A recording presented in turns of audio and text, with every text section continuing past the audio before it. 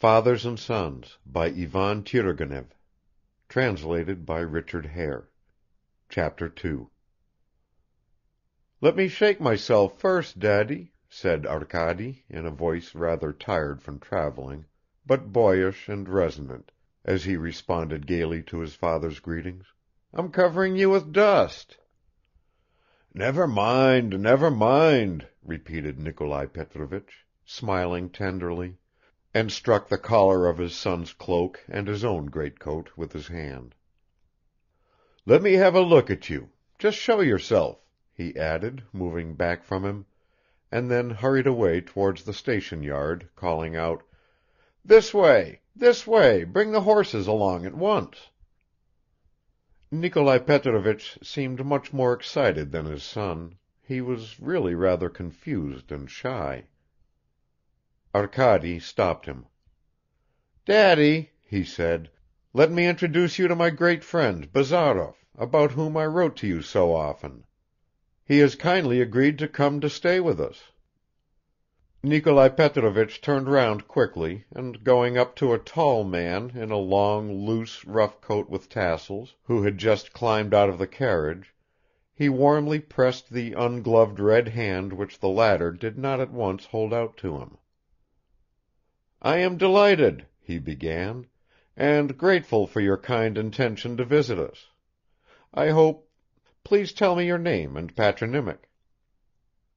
"Evgeny Vasilyev," answered Bazarov in a lazy but manly voice, and turning back the collar of his rough overcoat he showed his whole face.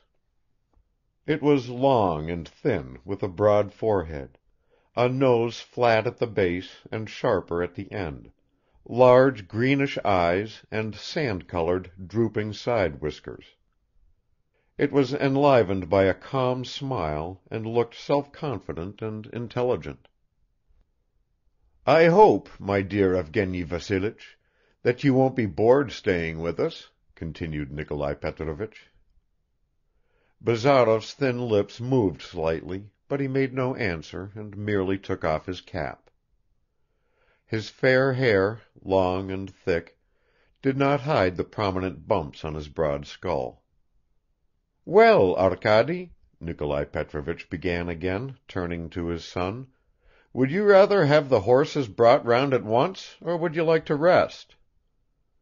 "We'll rest at home, Daddy. Tell them to harness the horses." At once," his father exclaimed. "Hey, Pyotr, do you hear? Get a move on, my boy." Pyotr, who as a perfectly modern servant had not kissed his master's hand but only bowed to him from a distance, vanished again through the gates. "I came here with the carriage, but there are 3 horses for your tarantass also," said Nikolai Petrovich fussily, while Arkady drank some water from an iron bucket brought to him by the woman in charge of the station, and Bazarov began smoking a pipe and went up to the driver, who was unharnessing the horses. "There are only 2 seats in the carriage, and I don't know how your friend—" "He will go on the tarantass," interrupted Arkady in an undertone.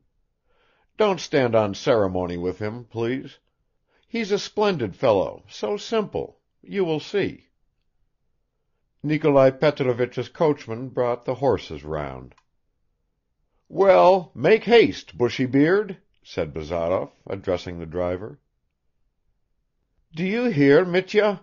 chipped in another driver, standing with his hands behind him thrust into the slits of his sheepskin coat. "What the gentleman just called you? That's just what you are, a bushy beard." Mitya only jerked his hat and pulled the reins off the steaming horses. "Hurry up, lads, lend a hand," cried Nikolai Petrovich. "There'll be something to drink our health with." In a few minutes the horses were harnessed, father and son took their places in the carriage, Pyotr climbed on to the box, Bazarov jumped into the tarantass, leaned his head back against the leather cushion, and both vehicles rolled away. Chapter 2